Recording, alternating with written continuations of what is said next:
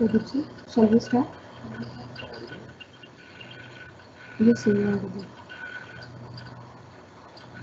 Aditya?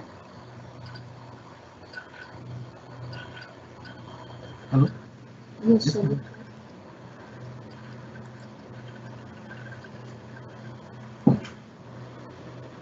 So, good afternoon to all my dear students. We have gathered here for today's lecture in frauds in health insurance.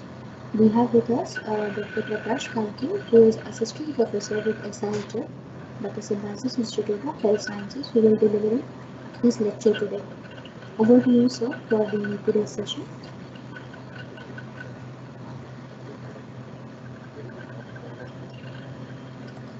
Sir, you are not audible. Your voice is a bit low. Very good morning to all of you. Am I audible to you all? Yes, madam. Can I Yes, sir, please you are confirm? not Yeah. audible. Now I'm audible. Yes. Yeah.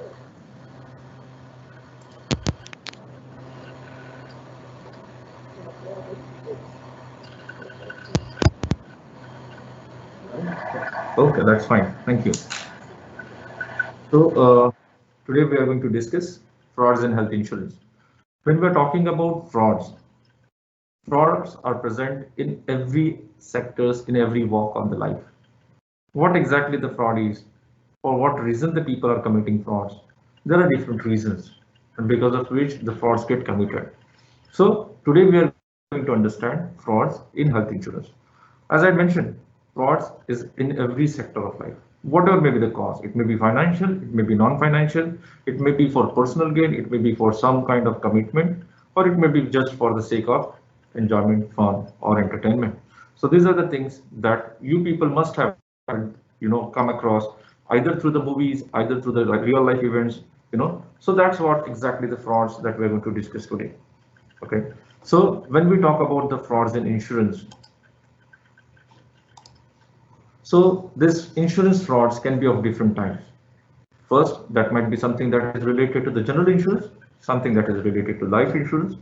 As you people must be heard about that some industrialist had burned down all the factories which he owned because he just want to recover good amount of insurance that he want to claim, and he want to settle down all the different kind of things, and he want to get rid of all different kind of liabilities onto him. So these are the very common incidences that we know all about. Motor insurance, very commonly where exactly all different kind of frauds can be noticed. Health is another sector. As we are from the health sector background or health insurance or healthcare backgrounds, we people come across different kind of frauds. Okay, so this picture describes different kind of frauds that happen in health insurance. Okay, the first cartoon here. This cartoon showcases what? A person is sitting onto the chair reading to the newspaper, and there are two angels watching him and just discussing, oh, he just faked his death. He's hanging around here until the life insurance pays out. Right? Like I will give you an example. I am the person who had a term insurance of say 2 crores. Okay. In this particular situation, where exactly the market is volatile, there is less amount of availability of new jobs, and there is a good amount of requirement for the funds. What to do? I have term insurance, so I'm going to fake my death. How to fake death? There are different ways. There are different ways. If you notice that some body is lying next to the railway track, you just have to, you know, do something so that identity can be compromised. And you just have to drop your personal details next to the body and you can fake your death. This is one way. There are many English, Hollywood or Bollywood movies that you people must be aware about, that people fake their death with a different kind of ideas. And once you fake your date, and once the insurance company is sure about that, yes, the person who was insured for term insurance of 2 crores is dead, after evaluating all different kind of details, they further settle the claim and they pay the sum insured to the family. Once the family get the claim is settled, family get the money, and things are sorted out. So this picture very well explained. He just faked his death. He's hanging around here until the life insurance pays out. Next picture. This picture is very common. Here exactly the money is shown into the bag and somebody else is taking out that money. So somebody is lying on the bed, doctors are treating the patients, but whatever the money that is coming into the healthcare system or to the hospital is ultimately going to somebody else who is doing this particular fraud. So there are different ways. As you people are working, you people come across different kind of frauds. There are different ways that people try to work out to do the frauds. Okay, many of the times you must have heard into the newspaper some other doctor or some other hospital, small clinic establishments, or you can say nursing home, they were involved in some kind of scam or some kind of fraud, and then over a good amount of client settlements company realized that there is a good amount of frauds that had happened, and they further make this particular case open for the discussion, and after hearing from the courts, those doctors or those hospitals get banned or they get temporary seals against their different activities in the past. So what exactly today we are going to learn through this particular discussion? The learning outcome that we should get from this particular discussion is what is fraud, perception cum causes and effects of fraud, what is the classification or types of frauds, health insurance frauds versus general insurance frauds, consumer frauds, how to mitigate the frauds, how to control the frauds, and what are the different initiatives that IRDA or as the whole industry had worked out to reduce down the number of frauds. Okay, so as I mentioned, what exactly the fraud is? If you look into the basic details, you will realize people find out loopholes into the system. And once you realize there is a fraud, loopholes, you try to expose that loopholes for your own benefit. And this is not something which you people are not aware about. Whether it is political parties, whether it is individual, whether it is a financial institutions, or whether it is educational institutions, or whether it is any other institutions across the globe, if they find out there's a good amount of loopholes available into the legal system or legal framework, they ultimately end up in committing some kind of fraud. Panama, if you are aware about the Panama Airlines, it was one of the famous airlines. There is one picture, Leonardo DiCaprio. He had acted into that movie. He had committed so much of frauds very smoothly without any, leaving any of the clues even to the Panama Airlines. He just enjoyed his life without any kind of hampers. So people find out the loopholes, and once the loophole is there, they try to work out and they get into that particular mode and they do the fraudulent claims. But always remember, however, however brilliant you are, whatever the knowledge that you have, always there is somebody who is, one step ahead to you. So there is a one truth: the fraudsters cannot go scot-free. Okay, the same movie, if you realize the same person who was involved in this particular fraud, he get arrested, away from the America where exactly he used to do the frauds. The company used to operate across the globe, and he used to siphon all the money from the pockets of the company with the help of duplicate check. He get caught into the France, and then he get exposed. But those people looking into this intelligence level, the way was he was operating, the modus operandi was so clear and so efficiently he had managed. They operate him as a one of the expert to detect different kind of frauds. So always remember, there is somebody who is one step ahead from you. So one truth: fraudsters cannot go scot-free. Okay, there are a few of the something interesting facts, and that those facts ultimately force us to understand and learn the frauds in health insurance. If you look into the countries like US, UK, Australia, these are the most developed countries, but still they are also facing problems related to the fraud. One of the report states that US almost $80 billion frauds annually. US reports almost 80 billion frauds annually. The 10 cents of every dollar spent on healthcare goes towards paying for fraudulent claims. So imagine a country which has a foolproof system, advanced technology, well settled and well established claim settlement practices. They are also facing this much amount of burden related to the insurance fraud.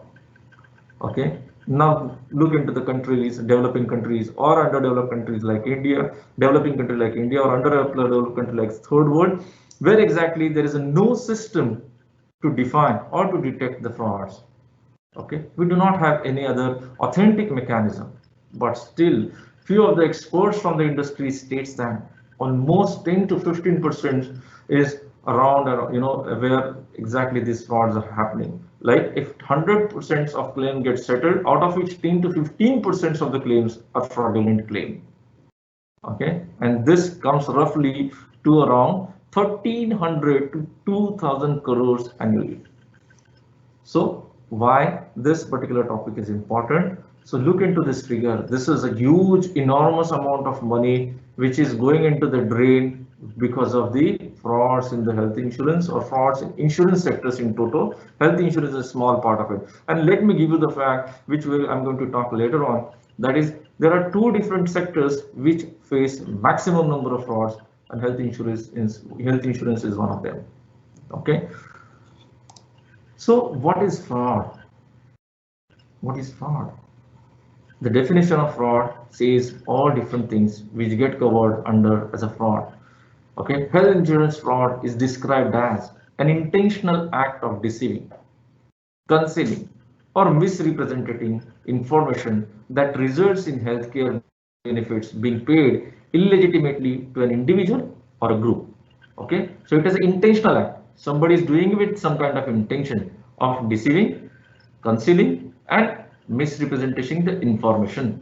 So that is the definition that everybody should be aware about when we are talking about the fraud. As per the Healthcare Anti-Fraud Association of USA, they defined it as intentional deception or misrepresentation that the individual or entity makes, knowing that the misrepresentation could result in some unauthorized benefits to the individual or the entity or to another party. So these are the different definitions which are available onto different platforms that try to work out the definition of fraud. But let me give you the fact, as a country, we here in India, we do not have any Indian penal code which do take care of fraud management. And that is how people are daring to do this kind of act, and they try to involve themselves into this fraudulent activity. Okay, so what exactly abuse? These are the two different terminologies that get discussed, fraud and abuse. Okay, there is what we can say, there is a gray line which can separate out what is abuse and what is fraud. But what is abuse? When we look into the abuse is a practice that are inconsistent with business ethics or medical practice and result in unnecessary cost to claims. Whereas fraud is a willful and deliberate, involve financial gain. It is done under false pretext, and false is illegal. So you may say that abuse is not legal, abuse is not illegal. No. So basically there is a gray line which can separate out fraud and abuse. There are different kind of theories which further define, which says that different acts which can help us to understand the difference between fraud and abuse. For that matter, if you say premium shifting by agent, if agent is involved into consumption or malpractices in handling the premium value, then it is what? It is fraud or abuse? It is fraud. It is not abuse.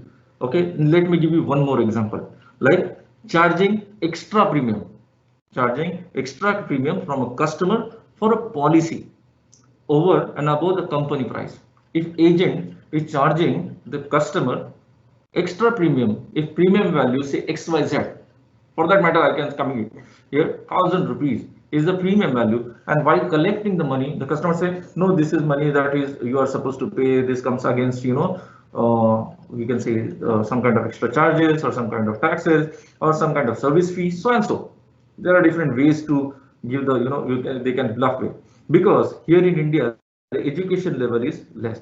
People do not have in-depth understanding and knowledge about the insurance. Insurance is a complete sector where exactly people do discuss in terms of laws, in terms of clause, in terms of sections, in terms of legal language.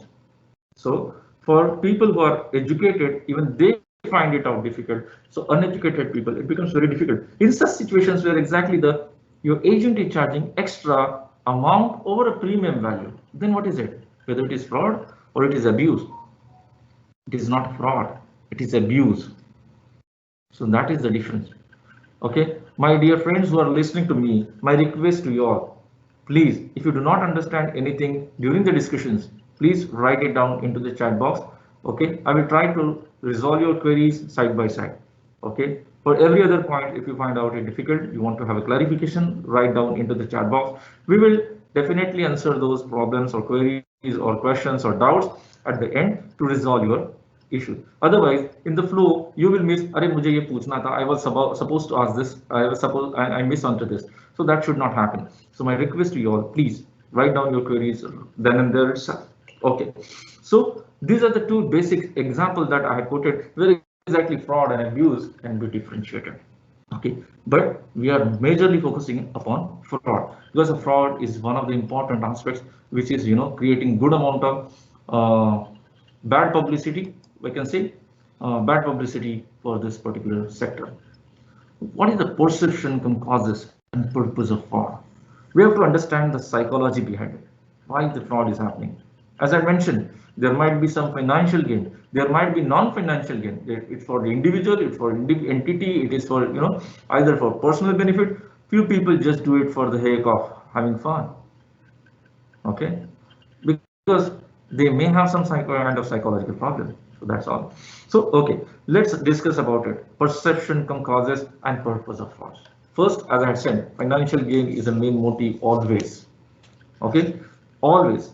Then we have to understand what exactly the attitude. When we talk about the attitude of the public, always remember it is the attitude of the public which creates good amount of issues across the nation. Okay, whether it is insurance, whether it is financial involvement, or whether it is a cheat fund or anything else or any scam, people are largely involved in the financial losses that are happening to the people itself.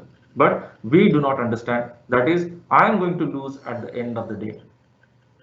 So attitude of the people. Okay, so people tolerate insurance fraud because they assume I'm not going to take out money from somebody else's pocket. I'm not going to take money from my friend's pocket. I'm not going to take money from my relative's pocket. I'm not going to take money from any other individual of this particular community. So basically, they feel that it's a victimless crime. I'm not going to dupe anybody. I'm not going to cheat with anybody who is a lively entity. But they do not understand that whenever they are going to commit this particular kind of crime, I say crime, because you are going to cheat somebody else on behalf of somebody else or for yourself. So it's a crime. So in this particular case, as people do not feel that it's a victimless crime, so they another say a matter of the fact, as I mentioned, there are no IPCs which do talk about managing or punishing the fraudulent claim. So getting away is easy to get away with it. And that is another aspect which ultimately control the public attitude. There are no stringent laws and regulations to control and punish the accused. Okay, so that is why people are inclined to commit the fraud. Then another point, that is insurance claim practices. Most of you might be from the healthcare background. Many of the times you feel this is something kind of a cheating that some other hospital is doing with the insurance company. But at that particular moment, the documents are clear. Paper pe sab kuch clear hai. The documents are clear. They frame the story in such a fashion that rejecting that claim create a bad taste for you. Okay, so many of the insurance companies unknowingly or knowingly encourage fraud by paying suspicious claim. Okay, a suspicious claim while settling. Any of the person who is sitting into the third party administrator or claim settlement department of the insurance company, they realize this particular claim is very suspicious in nature, but they cannot prove it, and because it's not easy to prove any health insurance fraud that easily, because many of the stakeholders may get involved. Doctors may get involved, even pathologists may get involved, physicians and surgeons, many are intellectuals, they may get involved into this particular practices. And as these different kind of practices which ultimately come out with the proper documentation, knowingly or unknowingly, they end up in paying all this suspicious kind of claim, and ultimately that pushes other people to get into this particular practices to get extra financial benefit. So insurance claim practices should be very much good enough. Now, there is another way. If you start rejecting the claims, that is also not good. So there is a good amount of impact of fraud that I will discuss later on. Okay, let me finish with the third point, that is insufficient penalties. As I mentioned, we do not have regulations, rules, or any other Indian penal code to talk about it. So that is the problem, because of which there is insufficient penalties which is available, and this insurance fraud is perceived as a high reward and low risk proposition for anybody who is involved into this kind of activity. Okay, so minimal discouragement from professional societies regulating the healthcare as the disciplinary system. So there are no laws and regulations simultaneously available, and ultimately this pushes the people to involve into the fraud activities.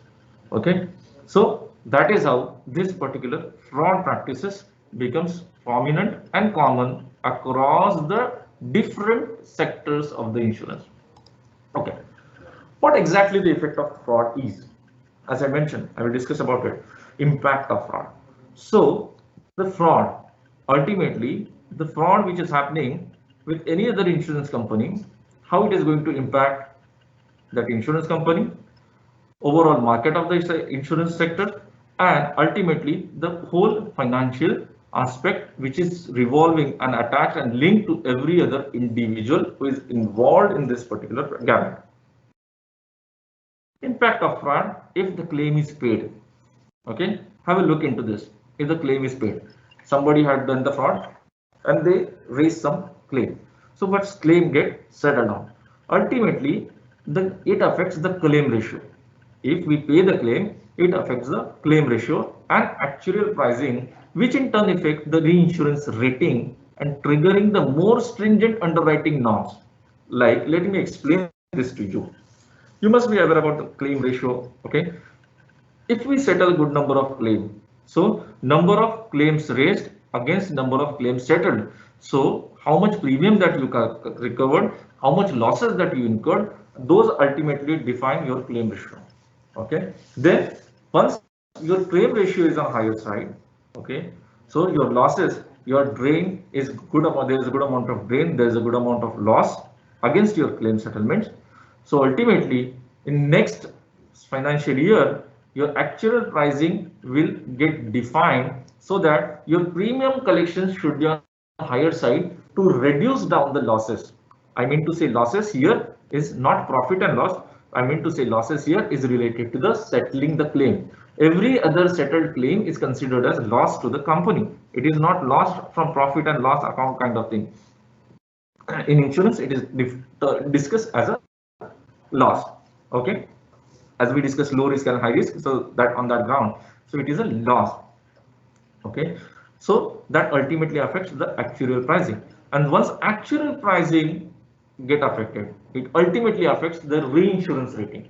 So every other insurance company, while designing and developing their own product, they definitely insured their product with the reinsurance company. Okay, they sell their product to the market, but simultaneously they also insured their risk with the help of reinsurance company. This you people must be aware about. Okay, so ultimately that particular product, the rating of that particular product in the eyes of the reinsurance get affected, and because of which further the underwriting norms become stringent. So every other policy paper that is coming onto the table of the underwriter, he will evaluate it very stringent with the very stringent laws, terms and conditions, and because of which rejections of the policies is very common. Or if not the rejection, then the premium value for that individual will be on a higher side. So that is how, if the claim is paid, the whole thing is going to get affect the complete process or complete cycle which happens into the ecosystem of the health insurance. Okay, what happened next? Because of which, as either there is a rejection or there is a high premium value to every other individual product or policy, ultimately in the market, your sales is going to go down. As your sales is going to go down, you will get minimum amount of premium against all different kind of reduced sales, because of which you will face a problem in your balance sheet. So your profit and loss accounts will show good amount of deflections. Ultimately, the company end up in making losses. So less amount of profit, higher amount of losses. Okay, so this is what is going to happen. Think on another side. If the claim is not paid, if you feel that we can be more stringent, we can deny many number of false cases, or the repudiations can be managed, okay, or can be done. By doing that, we can avoid frauds, but that also have effect on the business. How? If you start denying the claims or fraud claims, further you will investigate, you will either find it out, some kind of misrepresentation or some kind of fraud or some kind of, non-disclosures. So that may come across. There may some kind of claim dispute that may go to the ombudsman. So on the basis of different things, ultimately delayed claim settlements or less amount of claim settlements ultimately gives the image that the claim settlement ratio of this company is on a lower side. So LIC's the claim settlement ratio is 99%, Max Life is providing the claim settlement ratio of 98%, and some other XYZ company with the claim settlements, they are very stringent, they are rejecting the claims or they are not paying the claims, their claim settlement ratio is a 70%. So customers say that, oh my God, I should not buy the policy from this particular company. So again, the sales drops further. Once sales drop further, the commission also get lower down. So your agents link also get disrupted, and further your salaries, your increments, your administrative cost also get piled up onto your head. And ultimately, you may get some kind of financial setbacks. So this is the impact of fraud. In Marathi, it is very well said, "Dharla तर चावतं, सोडलं तर पळतं." So the fraud is that if you try to curb the frauds,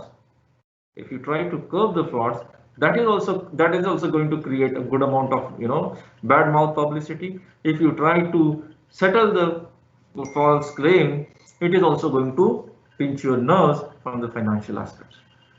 So these are the different impacts of the fraud. So what to do with this fraud?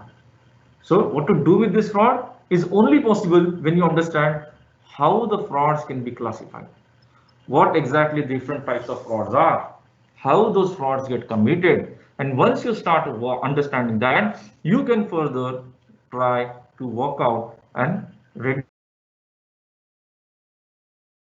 frauds.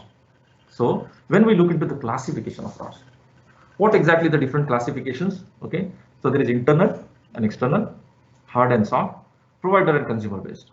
What exactly is internal and external? The word itself is very much suggesting. Okay, internal. In internal frauds, many of the internal people, which includes your agents, which includes your managers, which includes your claim settlement department, which includes third-party administrators, many of the internal people are involved in creating or committing these frauds. Okay, so the company employees are getting involved into the commitment of the fraud, then it is considered as the internal fraud. When we are talking about the external fraud schemes are directed against a company by some other party. Okay, either it is individual, or it is a group of people, or it is a firm, or it is an entity. So they are not part of company, they are external people or agencies or group or firm who are involved in creating good amount of fraudulent claims. Okay, so they can be policyholders, they can be beneficiaries, they can be medical consumables, medical practitioners, and so forth. So internal and external, that is how it can be classified further. Okay, the next point is something that is related to hard and soft. What do you mean by hard and soft? Hard frauds. Hard frauds is a deliberate attempt. It's a deliberate attempt either to stage an event or an accident which required either hospitalization in terms of healthcare if you are talking, which may require hospitalization or other type of loss that would be covered under a medical insurance policy. So you will try to do anything and everything which will ultimately try to settle down your claim under your own policy. So it is something that is a stage event. Okay, like I know I am insured, but I am not, I'm a healthy person. I'm not going to get any kind of benefit because my insurance policy is around the clock. It's a yearly policy. I have to pay the premium, and next year, if my premium, if my I don't face any of the problem, I do not get hospitalized. Okay, no problem. Next year also, I have to pay the premium and I have to cover myself. So people feel that, okay, I'm not going to get benefit out of it.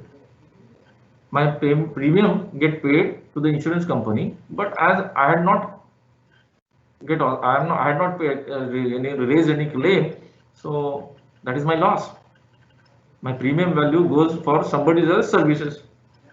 So people, with the help of medical practitioners or some kind of, you know, hospitals who are involved, or some kind of fake people or fake setups which are who are involved in this particular kind of practices, they try to provide this kind of events. They create event, and through which they try to get benefit of that particular insurance coverage. So this is a deliberate attempt either to stage an event or an accident, okay, which requires hospitalization or other type of loss that would be covered under the policy.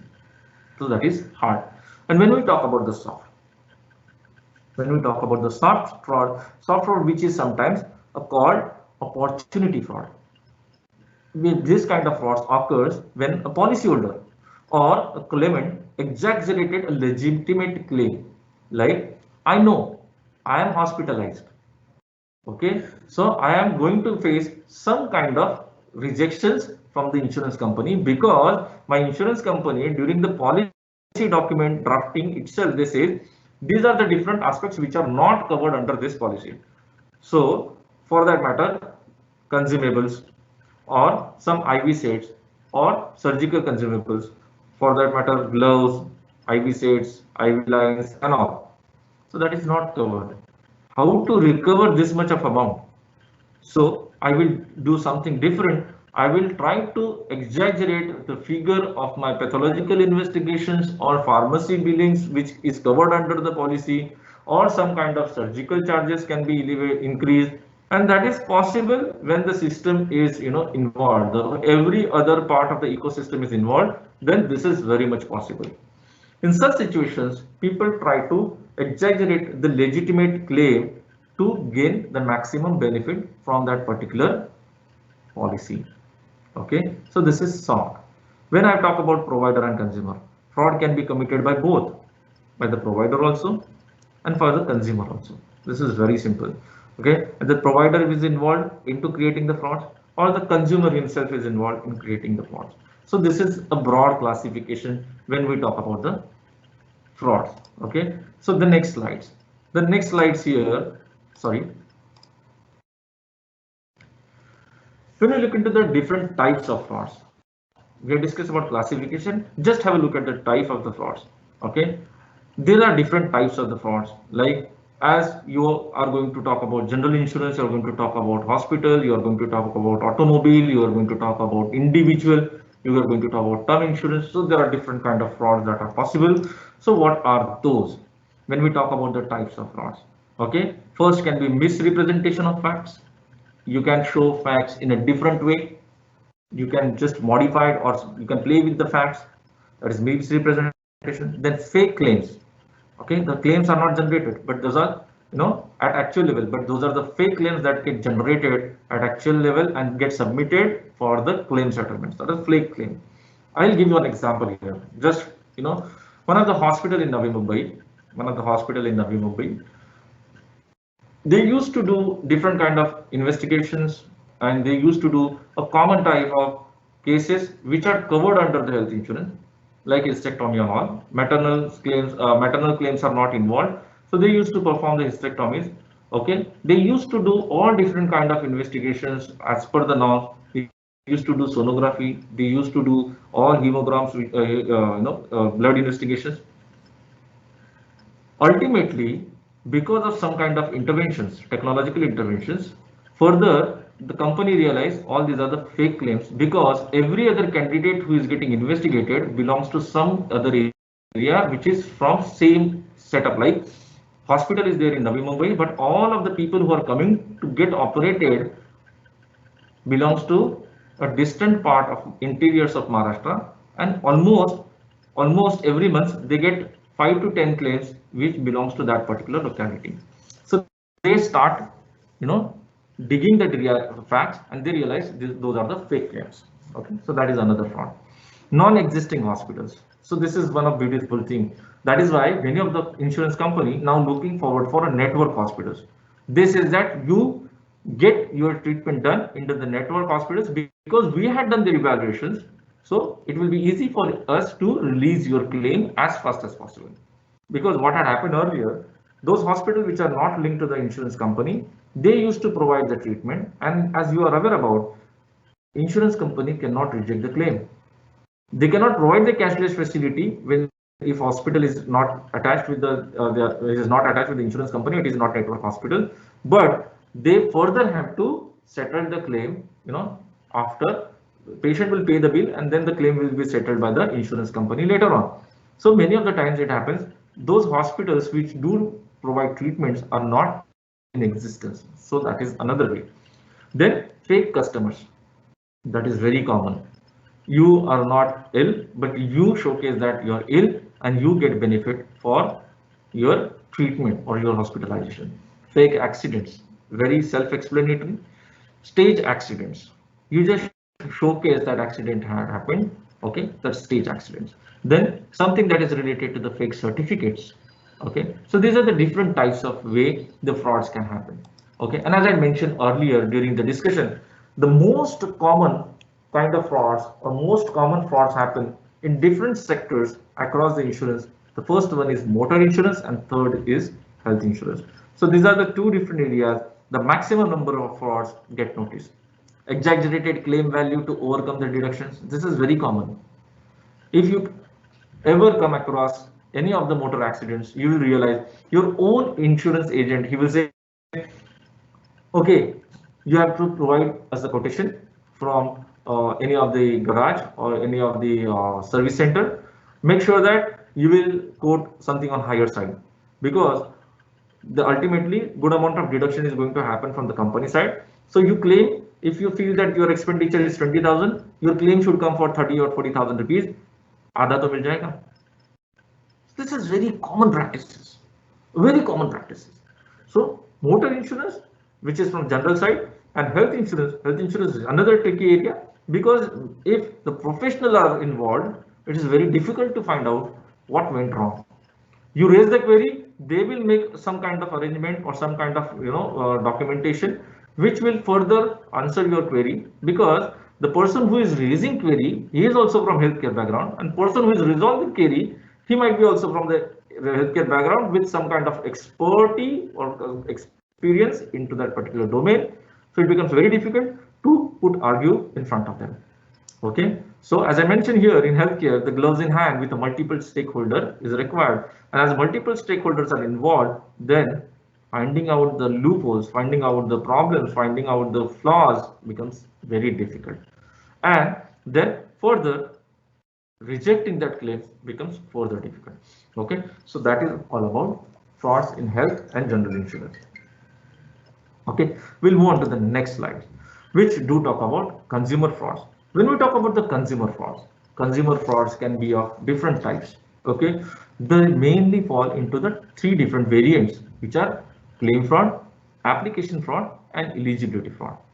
Okay, let me tell you all, my dear friends, that fraud is so much of vast area. If we start discussing it in detail, the 1 hour is not sufficient. But I'm trying my best to cover all different aspects and points through this particular discussion.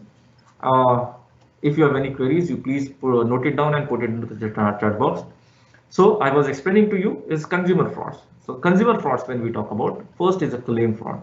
What exactly? If you look into the terminology is a self-explanatory in nature. Okay, so claim for fraud can be of different types further. As I mentioned, false claim. Okay, false claim is a possible. For instance, as I mentioned, first case, the maternity benefit is not covered. So all different kind of things get drafted as a hysterectomy procedures.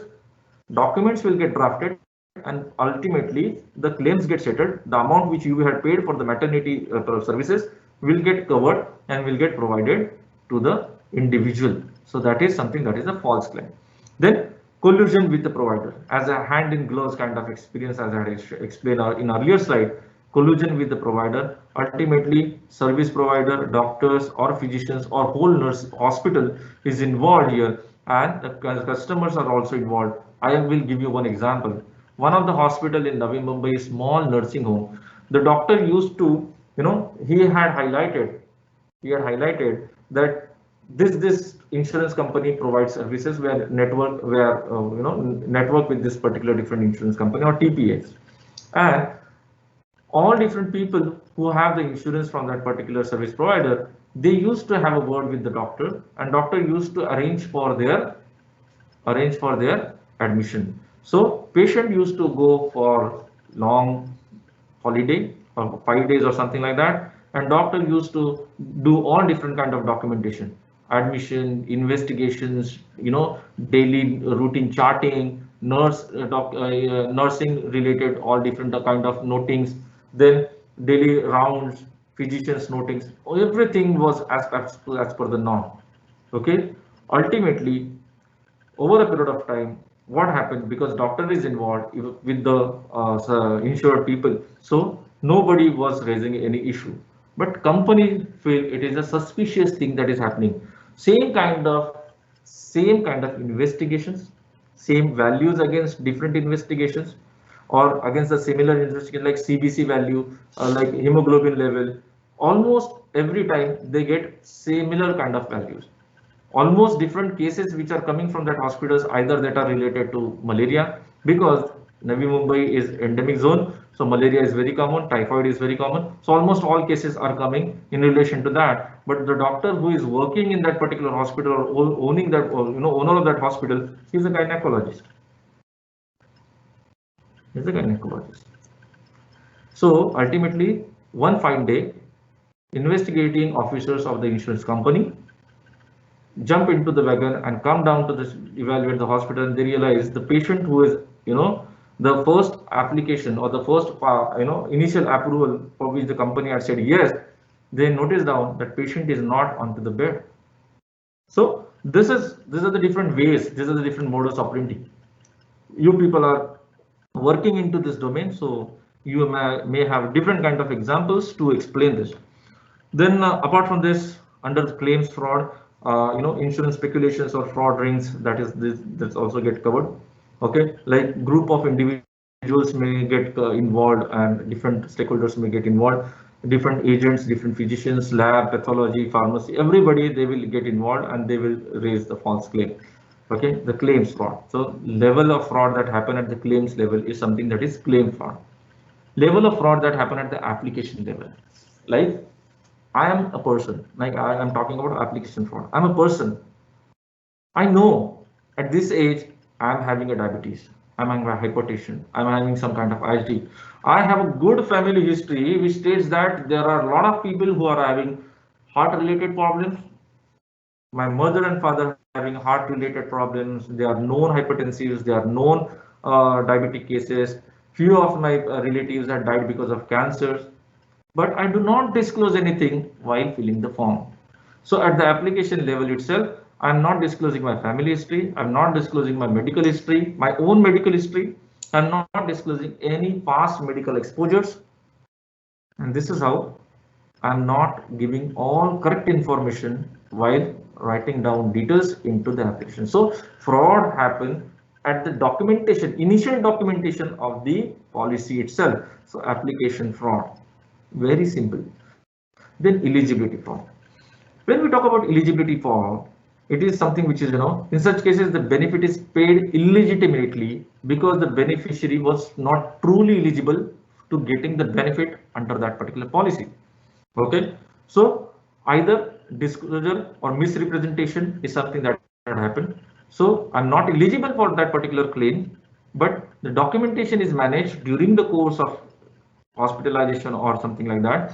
So I get my claim settled, I get paid against my claim raised. So that is something that is related to the eligibility fraud. So this is again a part of misrepresentation. Okay, so this is the way consumer frauds is something that can be happened. Let me give you one good example. Okay, so how exactly people are cheating? Very funny and very interesting case that I would like to share with you. One intelligent fellow, he buy very expensive cigars because he was fond of having cigars. Okay, so he buy expensive cigars and he insured those cigars. Insurance company says that okay, it's expensive and very rare piece of cigar, so we should insure it as somebody who is ready to pay premium value, good premium value against those cigars. So there is no harm and risk in covering those cigars. So they insured those cigars. Over a period of time, that intelligent fellow, he enjoyed those cigars one by one, and he submit his claim that I lost my cigars in incremental fire loss. Okay, very intelligent. I lost my cigars in incremental fire loss. Company said that we are not going to settle your claim. He approached to the ombudsman and consumer court. They say that there is no other clause that insurance company is talking about which kind of fire is covered, which kind of fire is not covered, what is accidental and all. So they are supposed to settle their claim. Ultimately, company has to settle the claim. Company settled the claim, and within 24 hours of the claim settlements, he reimbursed the whole amount. Once he reimbursed the whole amount, company tried to figure out different kind of details in relation to the same candidate, and they realized in earlier days he had duped any other insurance company for the same kind of activity, where exactly he had burned down his property and he had asked for the claim.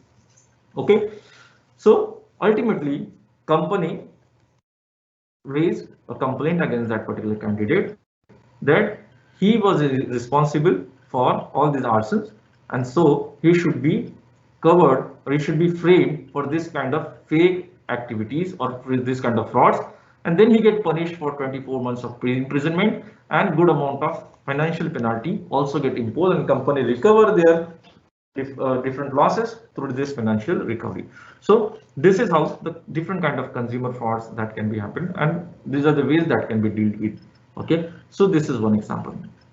Now, as we are aware about different types and classifications of frauds, now let's have a look. What are the different stages of insurance frauds? At what stage, how these different frauds can be worked out? So when we talk about the stages of insurance fraud, okay, it is nicely mentioned here. There are three different stages that we have discussed here. That is a fraud possibility at a proposal and policy stage. What we discussed in earlier slide is related to the application level. Then something that is related to frauds during the contractual period and claim settlement stage. So as we are talking about earlier slide, the same thing that ultimately gives us idea about stages of insurance fraud. So insurance fraud can happen at all three different levels. Okay, the fraud possibility at a proposal and policy stage, in which we can have a disclosure of material information. As I mentioned, I do not disclose any other relevant information or pre-existing diseases while while coming out or while filling that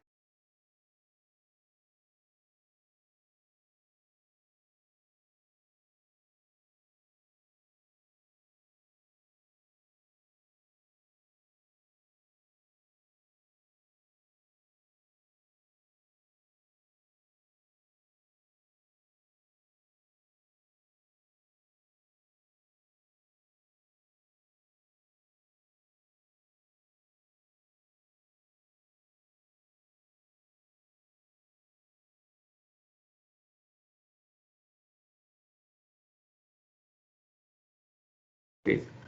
Okay, I think there are few charts which are coming into the chat box. Is it so? Hello, sir. Madam, can you help me out in this regard? Or we can discuss those issues one by one at the end. Okay, so we will discuss those issues one by one at the end. Then look into the second stage, that is frauds during the contractual period. So what exactly when you are drafting the contract? So during the contractual period, first is you are not giving a proper detailing like address and contact details.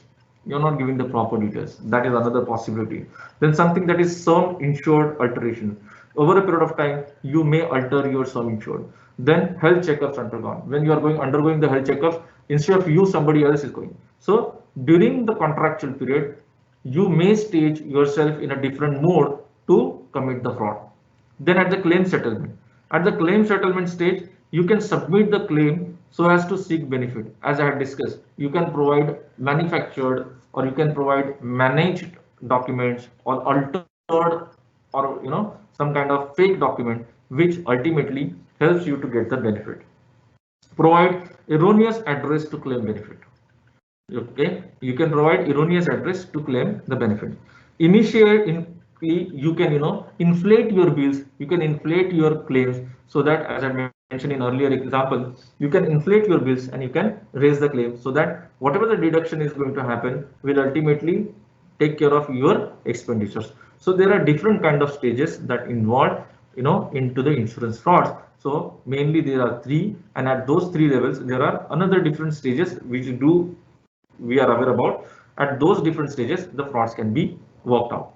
Okay, so next slides do talk about instances of frauds: ineligible members or dependents, concealing pre-existing conditions, claims submitted by bogus physician or non-existing hospitals, billing for services not rendered to that individual, billing for higher level of services, diagnosis or treatment that are outside the scope of practices.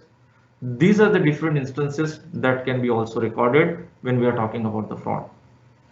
Okay, so this is how the fraud can be committed. Now, when we are talking about the different way the people are committing the frauds, we have to understand, we have to move further, and we have to find out different methodologies to mitigate, to moderate, to alleviate, and to detect the frauds, and how we can do that. What are the different ways which are available? How to protect yourself from the insurance fraud? So technology is something which comes, for our help. So how exactly we are going to do this? So there are two different ways. First is with the help of human interface. Second is with the help of technological interface. So how to mitigate, how to moderate, how to elevate, and how to detect. So the first slide, this is the first picture they do talk about human interface, and the second picture that do talk about technological interface. What exactly the human interface is? And the human interface or process improvisation is something that can help us to reduce down the claims, fraud claims settlements, or to reduce down the frauds. Okay. So first, creation of fraud database. Okay. Once we come across all different kind of frauds, we have to maintain and create a good amount of records and database of these different kind of frauds, so that over a period of time, every other individual who is joining the team of fraud management, they will be aware about all different kind of possible frauds that the company had faced in the past. Okay, they will be aware about different kind of people who are continuously getting involved into the creating different kind of frauds. So we have to create the good amount of database. Data is important nowadays. Create consumer awareness. Very important point. As one, some you should be aware, if something is going wrong with you, ultimately you should take care of yourself. Okay, if fraud is happening into the society, and if you come across any of the person who is committing this kind of fraud, you should bring that person to the forum, because that fraud is not affecting you. If this is your consideration or this is your idea, you are at the fault.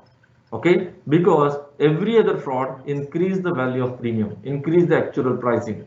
Okay, so we have to create awareness among the consumers, so that consumer will bring those all fraudsters onto the platform. They will bring those fraudsters to the notice of the government, or to the regulations, or to the regulatory body, or to the insurance company for that matter. Robust whistleblower policy. For reducing the internal frauds, you have to have robust whistleblower policy. Internal people are committing frauds, so somebody from the internal side should be acting as a whistleblower to reduce down the frauds. Effective legislations and judicial actions.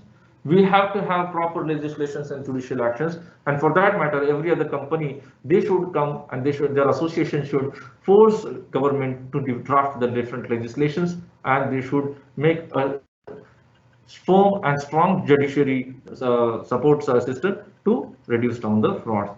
Fraud management philosophy and policy, as I discussed earlier, the companies are not looking into the claims, they are settling the claims, though they are aware about it is a fraud. So this kind of attitude that every other company should drop further to reduce down this kind of, perception building which is happening at the public forum or public level.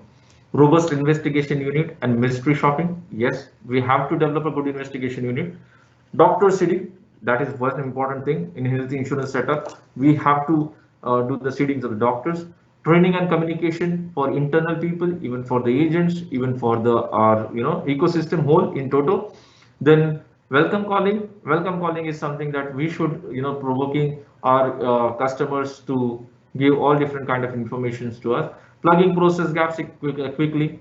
As we come across different kind of gaps and loopholes, we should be in a position to plug those gaps as fast as possible. Control business where fraud is not manageable. Feedback to entities who are party to the fraud. Every other insurance company should share their database with different insurance company to the regulator also, so that those people who are in business, they will be aware about Kibai, Bunty and Bubbly is in move. We should be aware about all those Bunty and Bubblies who are going to do us tomorrow morning or day after tomorrow. Okay, मेरा घर जल गया, दूसरे का जला, मेरा नहीं जलेगा. That should not be the attitude. That fire is going to catch your household very soon. Okay, so you have to share your informations with your business entities and partners or competitors also. Okay, technology. As I mentioned, human interface is one more option along with that. The technology had bring the big amount of descriptions, and they had bring down the good amount of changes across the different platforms. So what are those? So with the help of technology and process interface, we have good amount of data collections at a different interface from application level. Forget about the application. Even somebody who is inquiring, okay, we start collecting data from that inquiry level into our chat box. Our chat robots definitely collect different kind of informations. So technology is at our doorstep, which is helping us to for the data collections or data capturing. Then comprehensive claim information. Every other claim which is getting raised across the different insurance industry is ultimately available with the regulator, and it is ultimately available for every other insurance company. Ability to detect the fraud effectively. As I mentioned, every other data is available, so the algorithm can be set and we can work out, checked out, okay, the same hospital is sending same kind of cases, for specific hospital located in Mumbai, only treating the patients from Osmanabad, or same age group, same kind of treatment modalities are get provided, for 12 or 5 patients inconsistent or consistently throughout a year. So this kind of things are only possible with the help of technology. It's humanly not possible, but technology with different kind of calculations and algorithms help us to detect the frauds effectively. Extract data output in a desirable or actionable format. Okay, red, amber, green analysis. So this is red, amber, green analysis, with the help of which we can ultimately mark different kind of claims in different zones. Like these are the fraudsters. These are the common fraudsters across different insurance companies. Red, then amber, then these are the green. So this is the different kind of color coding which can be worked out for all different kind of customers. Propensity modeling, underwriting, claims, rules, engines, and business process and transformation.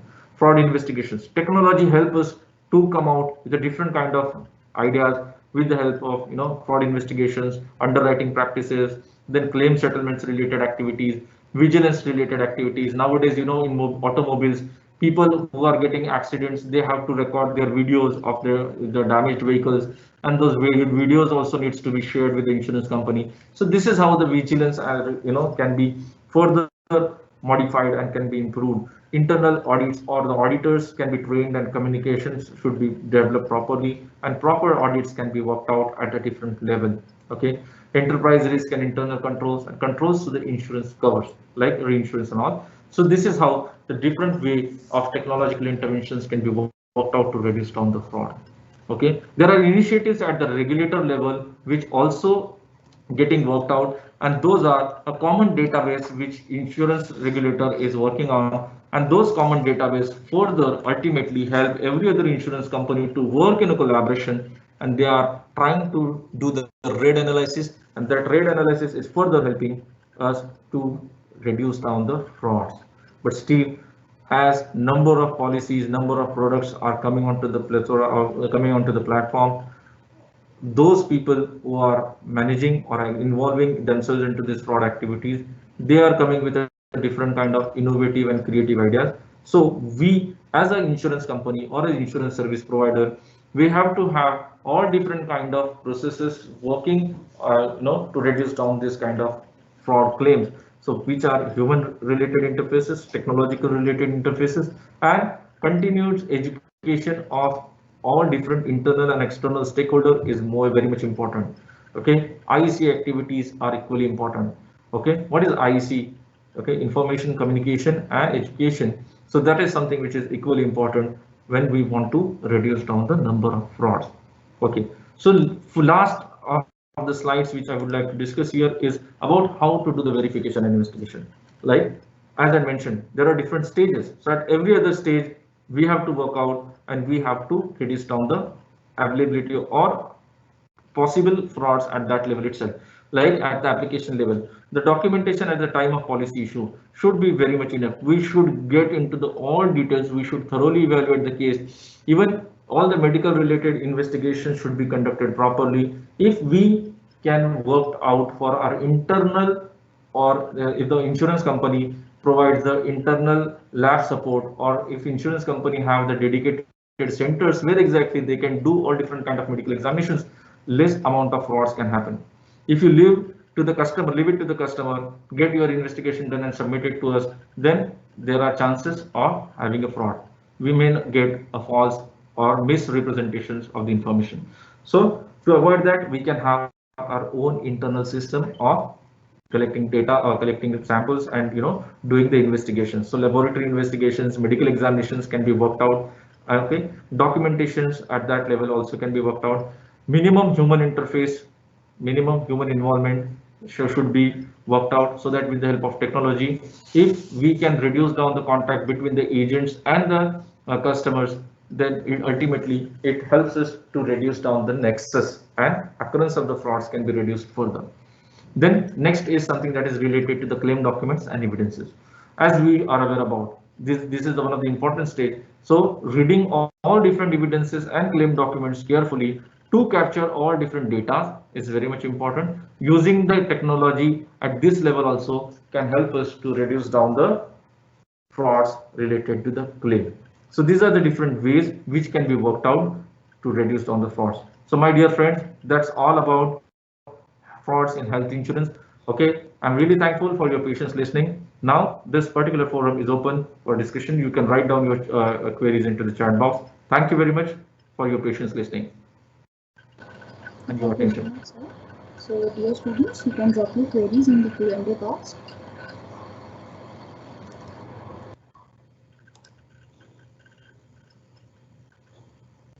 There's something in the chat box. Yeah, so Jyotishri say, what is the role of billing department in healthcare to encourage insurance fraud?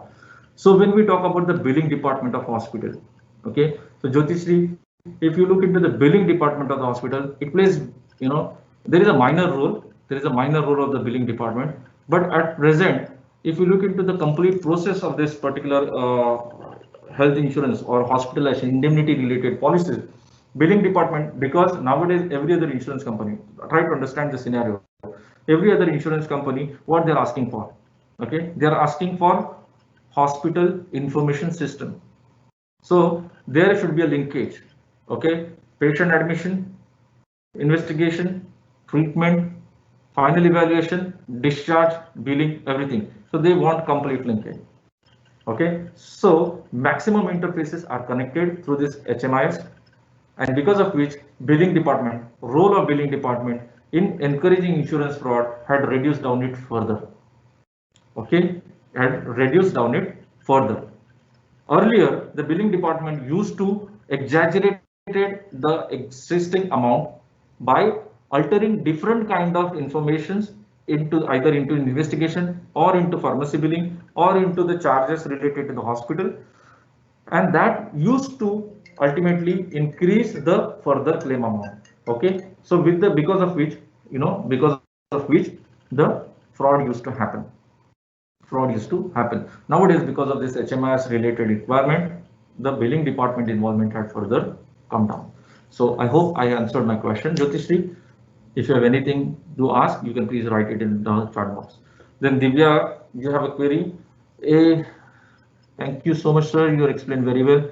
Thank you very much for your compliment. I hope I try my level best, and I try to make it convenient for you people to understand this particular topic, which is very difficult to discuss this huge topic into 1 hour session. But I try to cover all different aspects related to it. Thank you, Divya. Any other question? Any other question?